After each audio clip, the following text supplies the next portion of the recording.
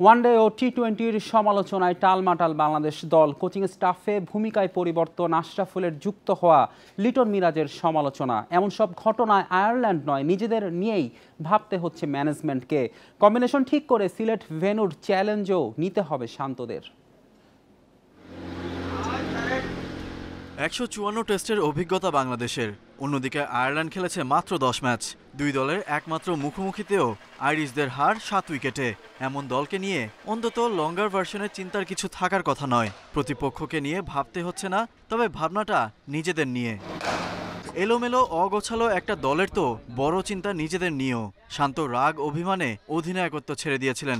সেই শান্তকে অনুরোধ করে ফিরিয়েছে বোর্ড। নতুন করে দলের আস্থা অর্জন করতে হবে শান্তর। দলের অন্যতম সেরা দুই তারকা লিটন ও মিরাজের সেরাটা পাওয়া নিয়ে ভাবতে হবে। ওয়ানডে ও টি-20 ফরম্যাটের দুই অধিনায়ক তীব্র সমালোচনার মধ্যে রয়েছেন। টেস্ট অধিনায়কত্ব পাওয়ার আশাতে ছিলেন, সেই আশা পূরণ না হওয়ায় প্রভাব পড়তে পারে মাঠের পারফরম্যান্সে। দলের বড় সমস্যা ব্যাটিং নিয়ে। শেষ 10 ম্যাচের 7টাতে বড় ব্যবধানে হার, 2 জয় বোলারদের কল্যাণে। তবে লঙ্কার মাটিতে একটা ড্র করা গেছে ব্যাটারদের কারণে। সেই ব্যাটিং নিয়ে মহা বিপদে দল। আশরাফুল দায়িত্ব নিয়েছেন, সালাউদ্দিনের জায়গায় কতটা কি করতে পারে সেটাই দেখার। বড় চ্যালেঞ্জ হবে সিলেটের উইকেট। এখনও 4 ম্যাচের 3টিতে হেরেছে বাংলাদেশ। 151 ও 328 রানের বড় হার সঙ্গী। একটা মাত্র জয় নিউজিল্যান্ডের বিপক্ষে। ঘরের মাঠে উইকেট কন্ডিশন যেন বুঝে উঠতে পারেনি শান্তর দল। স্পিন না পেস ভরসায় খেলবে, সেটা ঠিক করা ভাবনার কারণ সিমন্স সালাউদ্দিনদের। ওয়ানডে টি-20-র ব্যস্ততার পর প্রায় 5 মাস পর সাদা পোশাকে নামবে বাংলাদেশ। মাত্র 3 দিনের অনুশীলনে মানিয়ে নিতে হবে লাল বলের সাথে। যদিও বেশিরভাগ তারকা খেলছেন এনসিএল-এর 2 রাউন্ডের match. Ghalib Hasan, independent news. জাতীয় নারী দলের সাবেক নির্বাচক মঞ্জুরুল ইসলামের বিরুদ্ধে ক্রিকেটার জাহানারা আলমের যৌন হয়রানির অভিযোগের ভিত্তিতে নানান মহল থেকে চাপে বিসিবি। সুষ্ঠু তদন্তে বোর্ডকে স্বচ্ছ প্রক্রিয়া অনুসরণের তাগিদ সবার। অভিযুক্ত মঞ্জুরুল বিসিবির তদন্তে সহযোগিতার কথা জানিয়েছেন। এ ঘটনায় এরই মধ্যে বিসিবি বিচারপতি তারিকুল হাকিমকে আহ্বায়ক করে 3 সদস্যের কমিটি গঠন করেছে। বাংলাদেশ ক্রিকেটে পিছু ছাড়ছে না বিতর্ক, সমালোচনা। স্পটলাইটে সাবেক বিসিবি কর্তাদের বিরুদ্ধে জাহানারা আলমের বিস্ফোরক মন্তব্য। রয়েছে নারী দলের সাবেক নির্বাচক মঞ্জুরুল ইসলামের বিরুদ্ধে যৌন হয়রানির মতো গুরুতর অভিযোগ। জাহানারার অভিযোগের পর উত্তাল দেশের ক্রীড়াঙ্গন। ক্রিকেটারদের সংগঠন কোয়াবের পাশাপাশি মাশরাফি, তামিম, মুশফিকদের সরব প্রতিবাদ।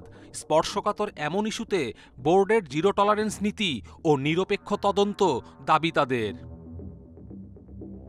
নড়েচড়ে বসেছে বিসিবিও। 15 কার্যদিবসের মধ্যে প্রতিবেদন চেয়ে তদন্ত কমিটি গঠন হয়েছে সেদিনই।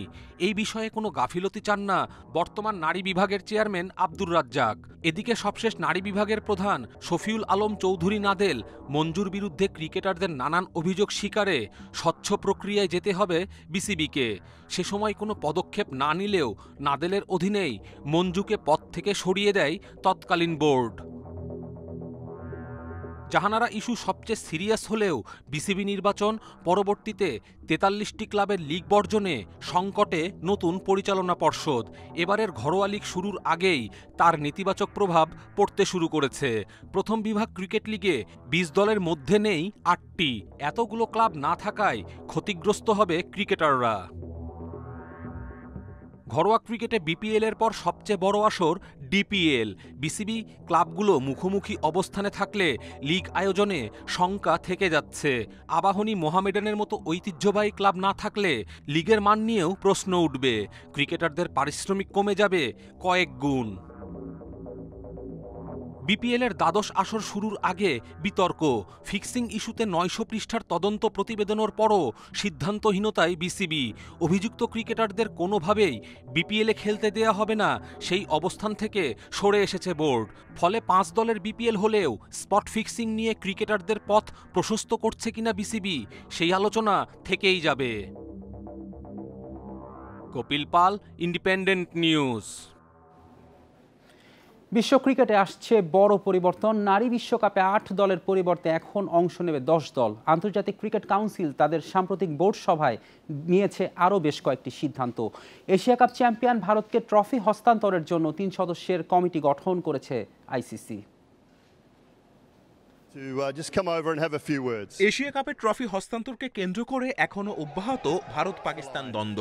দুবাইয়ে অনুষ্ঠিত এবারের আইসিসি সভায়ও আসেনি এর কোনো সমাধান। অস্ট্রেলিয়া, ইংল্যান্ড এমনকি সাউথ আফ্রিকার বোর্ড প্রতিনিধিরাও দুই পক্ষকে শান্ত রাখতে চেষ্টা করেন।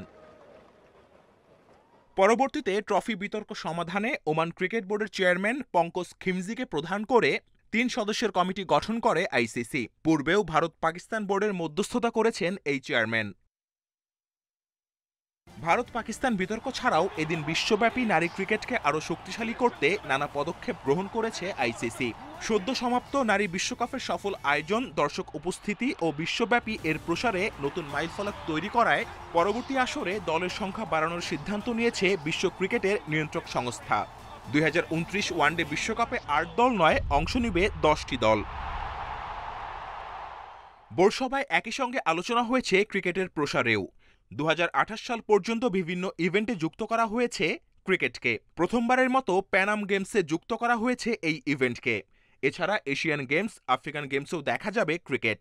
আর অলিম্পিকে পুরুষ ও নারী বিভাগে মোট ২৮টি ম্যাচের ঘোষণাও দিয়েছে আইসিসি। তবে যুক্তরাষ্ট্র ক্রিকেটের সদস্যপদ স্থগিতের সিদ্ধান্ত বহাল রেখেছে সংস্থাটি। এদিকে বিশ্ব ক্রিকেটে সুষম উন্নয়ন নিশ্চিত করতে আইসিসি ২০২৬ সালে অ্যাসোসিয়েট সদস্যদের জন্য তহবিল ১০% বৃদ্ধি করেছে। এই বাড়তি অর্থ উদীয়মান ক্রিকেট দেশগুলোকে ঘরোয়া ক্রিকেট কাঠামো, প্রশিক্ষণ ও উচ্চ প্রদর্শন কর্মসূচিতে বিনিয়োগ করতে সহায়তা করবে।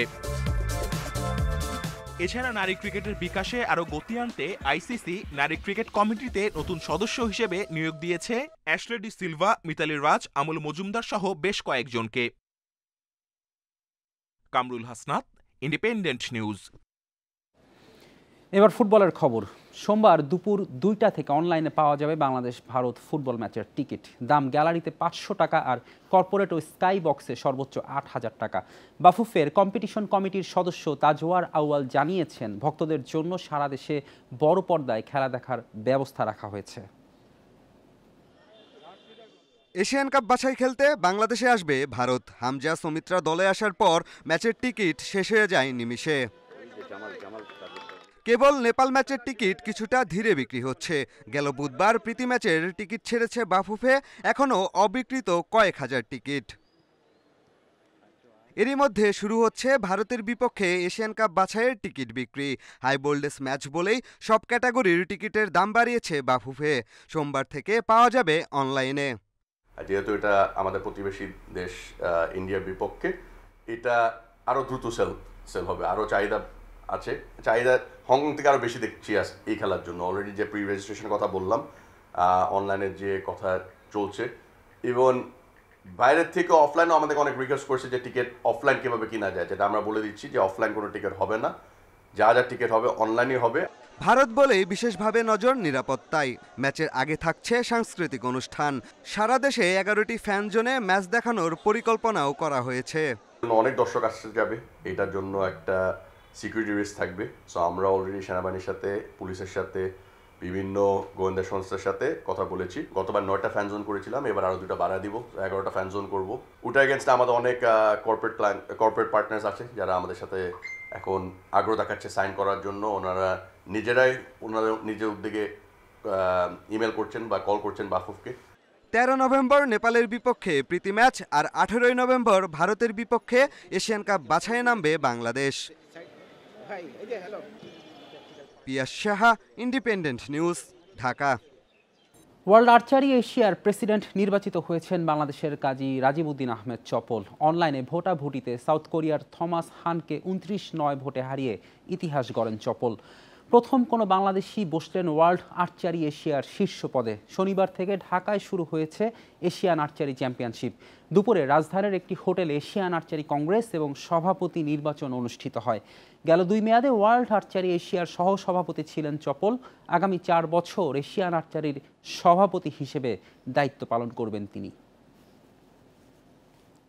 We hate politics, but we make diplomacy.